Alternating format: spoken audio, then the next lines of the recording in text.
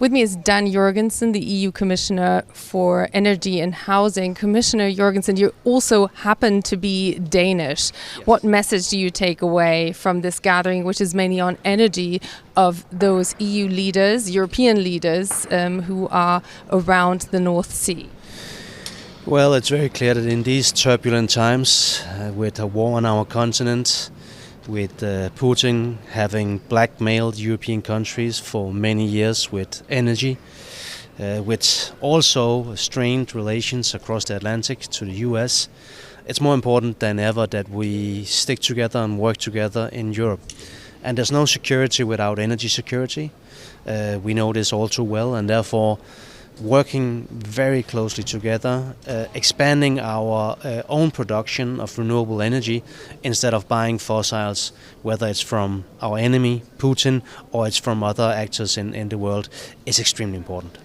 Commissioner Jørgensen, the Europeans around the North Sea, including Britain, have just decided to do a lot more of what Donald Trump really resents. He doesn't like wind turbines anywhere. How can it be that the Europeans have such a different take on getting energy independence, whereas in the US it's all about drill, baby, drill? Well, first and foremost, we don't have the fossil fuels that would be needed if that was to cover all of our consumption. We import for more than 400 billion every year. But even if we had it, it would still be better for us to use renewables. Why is that? Well, first of all, we need to decarbonize our economies. We need to keep fighting climate change.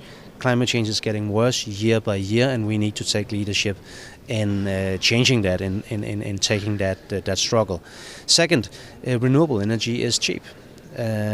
We can, by investing in renewable energy, bring down our bills, both for our industry and for our households. So this is both about security and independence. It's about prices, and it's about fighting climate change. Now, this took place, this meeting of European leaders, just after that spat over Greenland. This is still an issue. It hasn't completely gone away.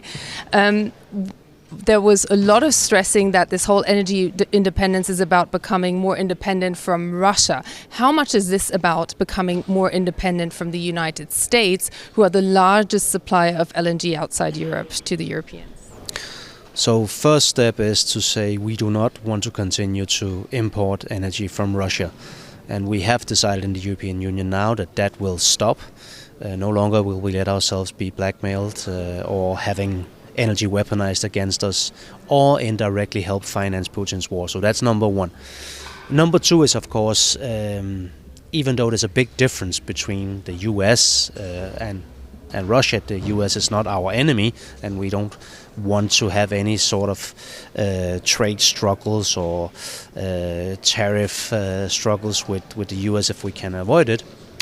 Even though that is the case, it's never good for Europe to be dependent on anybody, and the discussion in the last couple of weeks and the very serious discussions that has been across the Atlantic, the unacceptable things that the President of the United States has said about Greenland, only underlines how important it is for us to be independent and to create our own alternatives. So have our own homegrown energy instead of importing it. Well, imports from the United States in terms of energy are up more than 50% over the last 12 months alone.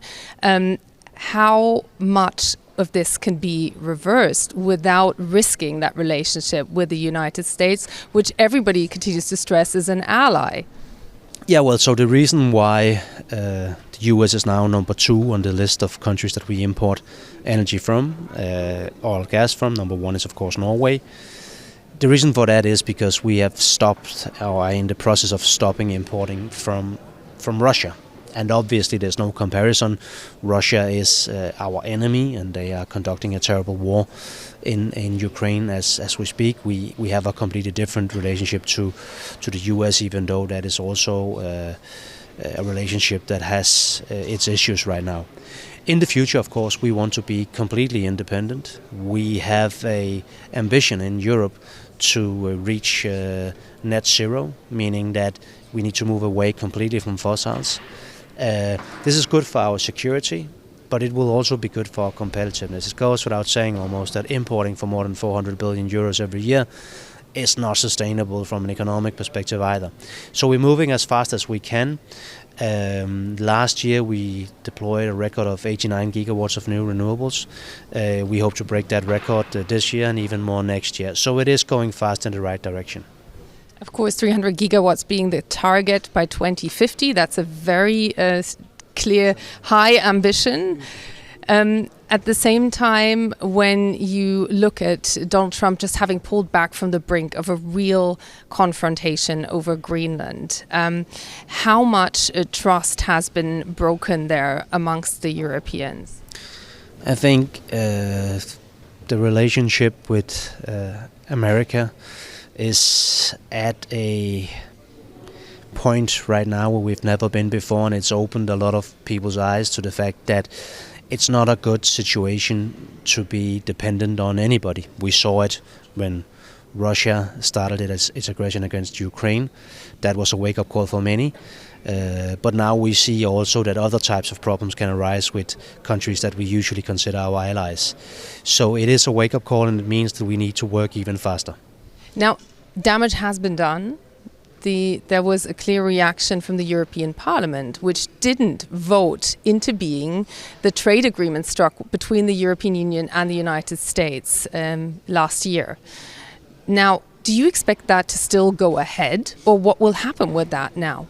So this is too early to say, obviously. What we are doing right now is making sure that what I'm responsible for, which is to facilitate a faster deployment of our own homegrown energy, that proceeds as fast as possible. What I have done just before Christmas is to present a grid action plan. This means that we will speed up and expand the process of having our physical infrastructure in place.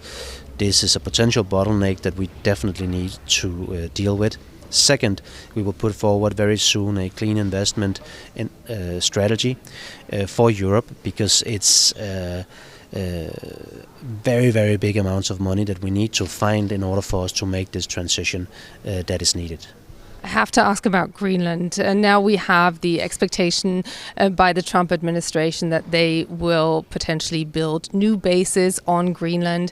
Is there some kind of red line on the European side, how far one would allow the Americans to go under that 1951 agreement? So the agreement between the US and the Kingdom of Denmark and Greenland is obviously something that needs to be done between these parties. Now, apart from that, obviously we from the European Union are doing whatever we can to help Greenland also in this difficult situation, showing solidarity, but also investing, helping build infrastructure and so forth. Then of course there's the NATO track, also extremely important to have more security in that region. But I think the most important point to underline, that's also been reiterated many times today, is that the future of Greenland is for the Greenlandic people, the Greenlandic government, and of course the Kingdom of Denmark to decide. Just one more question. You were talking about how green energy becomes cheaper, but there are some serious problems attracting investment, particularly when it comes to offshore wind turbines. There was a large procurement by Germany that they couldn't even find someone to bid for it because it wasn't seen as profitable. So will this be a game changer now here? I think many of the decisions made today will be game changers.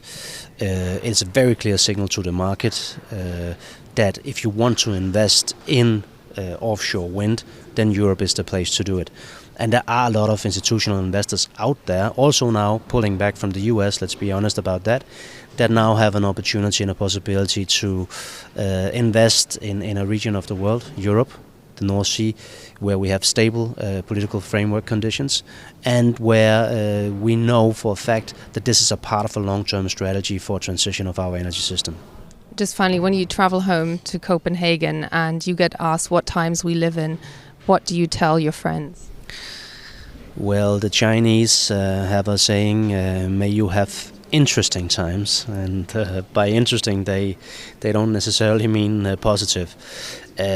We try and